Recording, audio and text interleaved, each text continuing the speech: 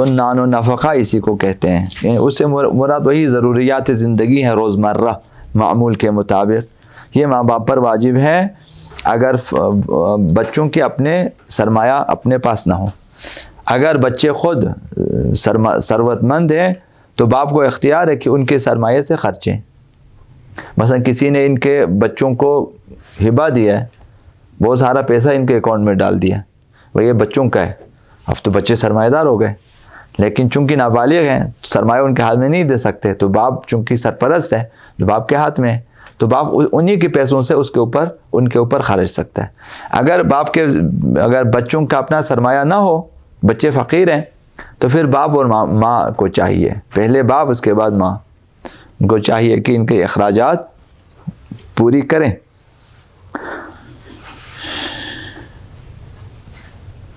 تو بنابراین چنانچہ اگر اولاد کے پاس مال موجود ہو تو باپ کو اختیار ہے کہ وہ ان کے اموال میں سے خود ان کے اوپر خرچ کریں. اسکول کی فیس ہے مثلا جو بھی ہے, اب بجلی کے بل کو بھی تقسیم کریں, پانی کے بل کو بھی تقسیم کریں, بھائی ہمارے حصے میں اتنا آتا ہے, تمہارے حصے میں اتنا آتا ہے, پھر ان کے پیسوں سے ادا کر سکتے ہیں.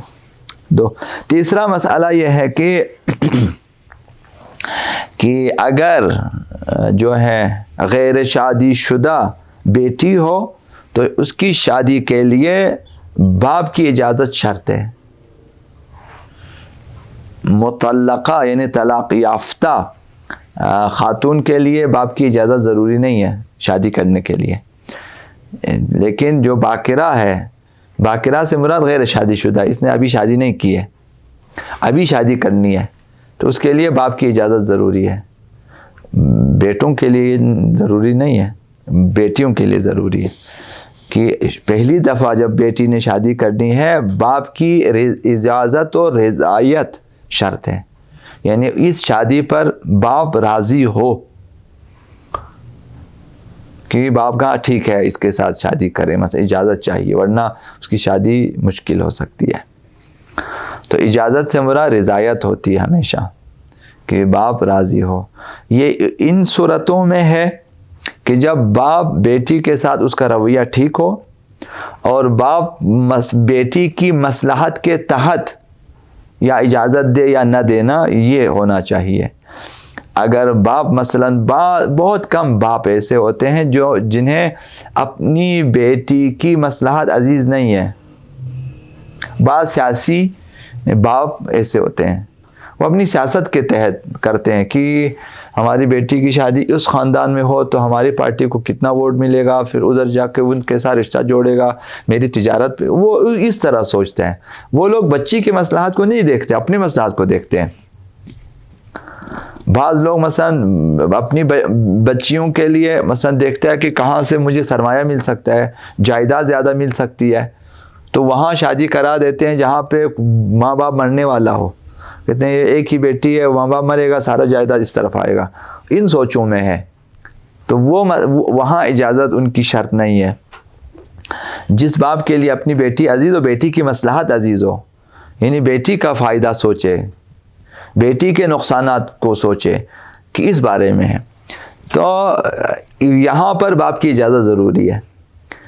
مثلا ابھی بیٹی شادی کی عمر کو پہنچے اور مناسب رشتہ بھی آ جائے, بیٹی بھی راضی ہو, ٹھیک سب کچھ آمادہ ہے, باپ کسی بھی مصلحت کی وجہ سے, نہ کہ بیٹی کی مصلحت کی وجہ سے, باپ کو یار اس کے خاندان کو ہم سے پہلے ہم ان سے ناراض, ہم نہیں دیتے, وہ اپنی مصلحت کے تحت, یا مثلا باپ ضد کرتا ہے کہ نہیں ہم نے ان کے ساتھ شادی ہونے نہیں دینا, وہ ضد چونکہ بیٹی کے مصلحت کے خلاف اقدام کر رہا ہے, لہذا وہاں باپ کی اجازت ضروری نہیں ہے. تو ابتدائی طور پر باپ کی اجازت شرط ہے باکرہ خواتین کی شادی کے لیے. یہ تیسرا مسئلہ. نمازیں روزے جو باپ کی طرف سے قضا ہو چکے ہیں, باپ کی قضا نمازیں, باپ کے قضا روزے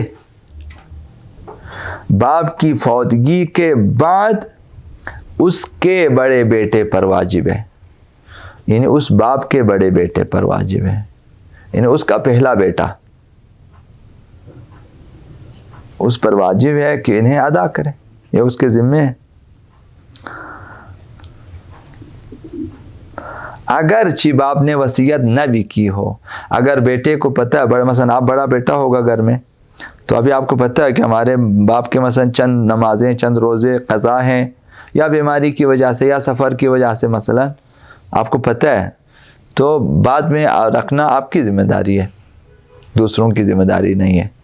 اگرچہ دوسرے رکھ سکتے ہیں، آپ سے پوچھ کر رکھ سکتے ہیں، تو آپ اگر کہیں کہ ہاں آپ لوگ رکھتے ہیں، وہ پھر آپ کے ذمہ خلاص۔ لیکن اگر کسی نے نہیں رکھا، ان نمازوں کو نہیں پڑھا، تو آپ ذمہ دار ہیں، ان آپ کی مسئولیت ہے شرعی طور پر۔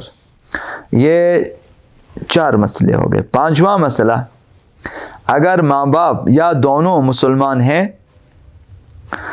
اور بچہ پیدا ہو جائے تو وہ بچہ مسلمان شمار ہوتا ہے۔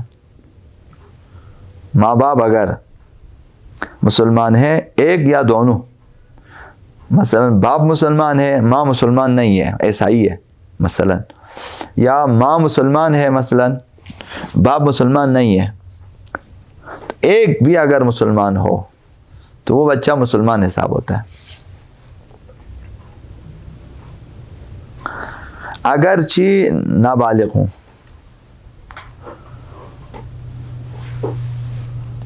یہ 5۔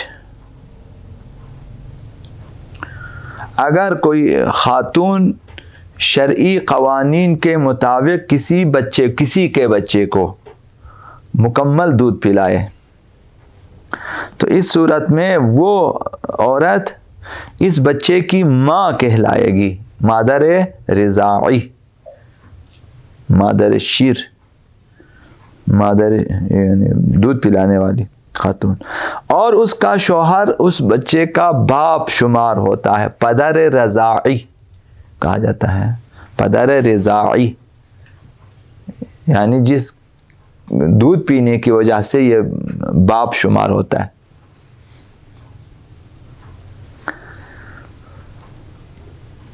اب جو ہے یہ تذکر لازم ہے کہ رابطہ فرزندی جو ہے یہ صرف جو ہے تولد کی یہ جو رابطہ ابھی بیان کیا، یہ صرف محرمیت کی حد تک ہے، باقی احکام اس پر نہیں ہے۔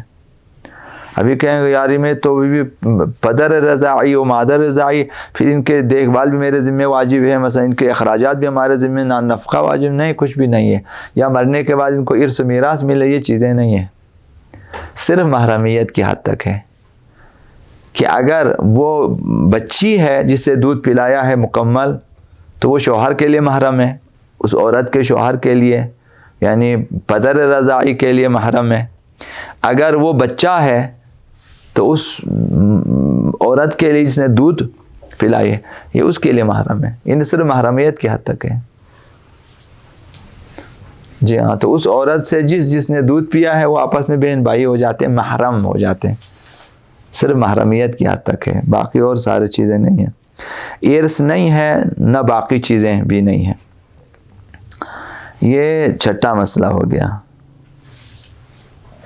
اگرچہ تمام سادات کا احترام لازم ہے، لیکن سید فقہی اعتبار سے وہ ہے جو باپ کی طرف سے سید ہو، جو ماں کی طرف سے ہے وہ بھی سید ہے، ماں کی طرف سے سید ہے، چونکہ اولاد رسول شمار ہوتے ہیں پیغمبر اسلام کے، چونکہ سید کائنات کے حوالے سے اور جو ہیں ان کے حوالے سے پیغمبر اسلام کے رشتہ دار ہوتے ہیں۔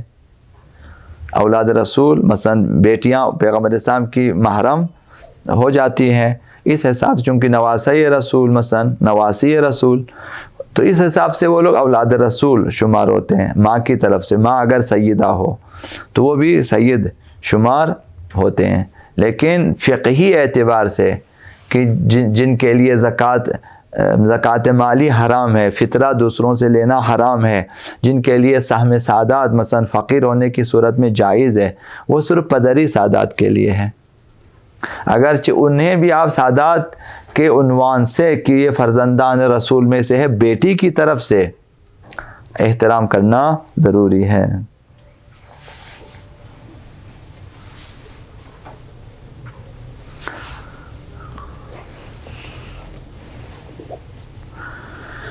یہ 7واں مسئلہ۔ 8واں مسئلہ یہ ہے کہ خدائے نخواستہ اگر کوئی باپ اپنے بیٹے کو قتل کرے،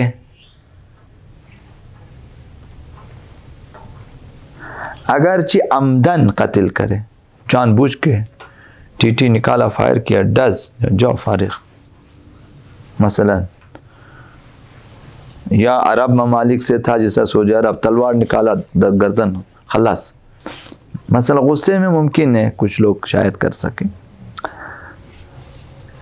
تو گناہ عظیم یہ ہے۔ لیکن حاکم شارع باپ کو قصاص نہیں کر سکتا، یعنی بیٹے کے قتل پر باپ کو قصاص نہیں کیا جائے گا، شرعی قانون ہے یہ۔ باپ بیٹے کے قتل پر باپ کو قصاص نہیں کیا جائے گا۔ ابھی حاکم شارع نے پکڑ لیا، بھائی تو نے بیٹے کو مارا عمدن مارا، پھر بھی قصاص نہیں کر سکتا، گناہ ہے اس کے ذمے۔ یہ بھی شرعی قوانین میں سے ایک ہے۔ اب پھر اگر قصاص نہیں ہوتا تو کیا کرنا چاہیے؟ جی سزا تو قصاص ہی ہے، قصاص نہیں ہو رہے، اس دیا واجب ہے، دیا یہ کامل 100 اونٹ، 100 نارمل اونٹوں کی قیمت اس سے لی جائے گی۔ ابھی جا کے پوچھیں 1 اونٹ کی قیمت کیا ہے۔ خدا نخواستہ اگر کسی نے قصاص ہو گیا تو ہو گیا، کسی نے دیا مانگا کیا کرو گے؟ لوگ کہیں گے یار اس سے بہتر ہے قصاص ہی کرو، اتنا پیسہ میں کدھر سے لاؤں؟ تو یہ ایک انسان کی قیمت ہے۔ تو یہ انہیں باپ نے اگر بیٹے کو قتل کیا، باپ کا قصاص نہیں ہوگا، صرف دیا ادا کرے گا اس کی والدہ کے لیے یا اور خود اس کے لیے، وارث اس وقت والدہ ہے۔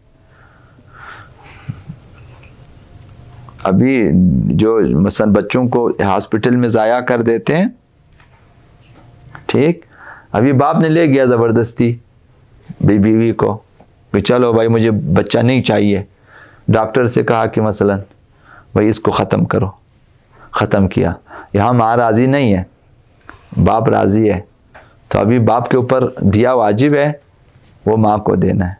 اسی طرح باپ نے بیٹے کو مارا، خون نکالا، اس پر دیا واجب ہے، یہ دیا باپ نے ماں کو دینا ہے۔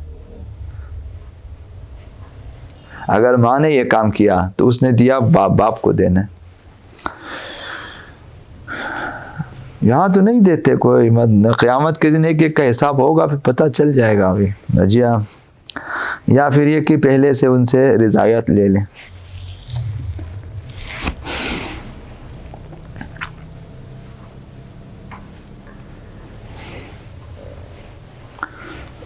نواں مسئلہ یہ ہے کہ باپ کو حق نہیں پہنچتا کہ اپنے بالغ بیٹوں کے مال میں تصرف کرے، انہیں حق نہیں ہے کہ آپ کی جیب سے پیسے نہیں، میرا بیٹا ہے، میں آپ کا بیٹا ہے، مال اسے اجازت چاہیے، چونکہ بیٹے کا اپنا مال ہے، تنخواہ اس کی اپنی ہے، مزدوری اس کی اپنی ہے، باپ کو حق حاصل نہیں ہے کہ اس کی جیب سے اٹھا کے خرچیں۔ باپ کو یہ حق اپنے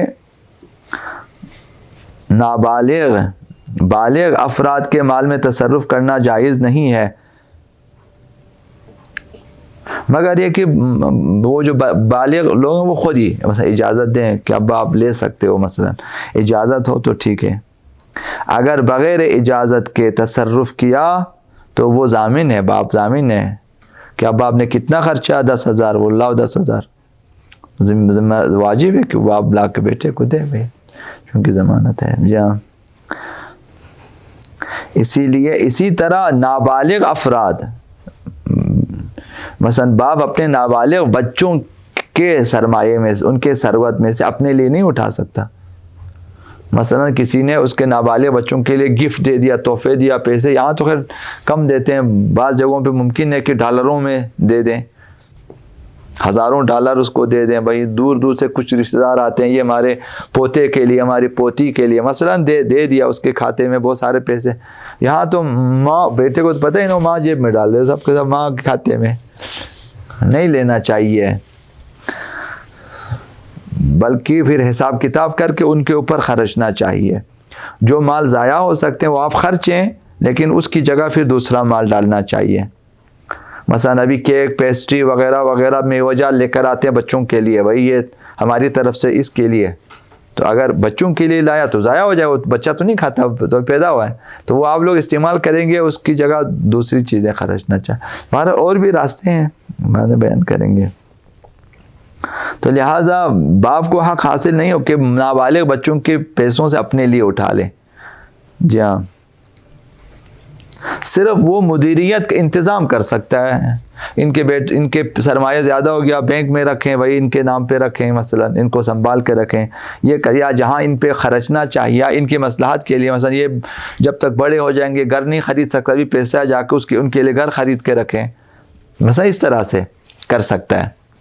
ان کی مصلحت کے لیے باپ کام کر سکتا ہے، لیکن اپنے لیے نہیں اٹھا سکتا. بیٹا جب تک بالغ ہو جائے 15 سال لگیں گے پیسوں کا خود اٹھا لیتے ہیں، نہیں اٹھا سکتے. صرف مدیریت کر سکتا ہے، مثلا سرمایہ گزاری کر تجارت پہ لگا سکتا ہے بچے کے لیے، اس کے لیے سرمایہ کھولیں. مثلا ایک دکاندار کو دے دیں کہ آپ سونا مونا خریدو، پھر پیسہ فائدہ ہمارے بیٹے کے نام پہ، یہ کر سکتا ہے، سرمایہ گزاری کر سکتا ہے مثلا. یہ 10واں مسئلہ. 11واں مسئلہ یہ ہے کہ ان بچوں کے اموال پر خمس آتا ہے یا نہیں آتا، اور اس بارے میں کہ باپ بیٹے کی طرف سے، نابالغ بچوں کی طرف سے ان کے مال میں سے خمس ادا کر سکتا یا نہیں کر سکتا. بتایا گیا کہ اس میں اختلافات ہیں اور فقہا کے فتووں میں، تو اپنے اپنے فقیہ سے پوچھنا چاہیے. مثلا آپ نے شادی کی، آپ کے بچے ہو گئے، کسی نے آپ کے بچے کو دے دیا پیسہ، اب وہ پیسہ سال بھر پڑا رہا کیونکہ آپ تو نہیں خرچ سکتے، تو اس پہ خمس آ گیا. ابھی آپ ادا کر سکتے ہیں یا نہ، پھر بچے کے لیے لکھ کے رکھیں، بھائی بالغ ہونے کے بعد تم خود نکالو. یا اگر خمس آ گیا تو آپ نکال سکتے ہیں یا نہیں، یہ اختلافی ہے، تو وہاں پر بیان ہو سکتا ہے. بر محمد و آل محمد صلوات اللہ وسلم محمد و آل محمد. کافی میرے خیال میں زیادہ ہو گیا.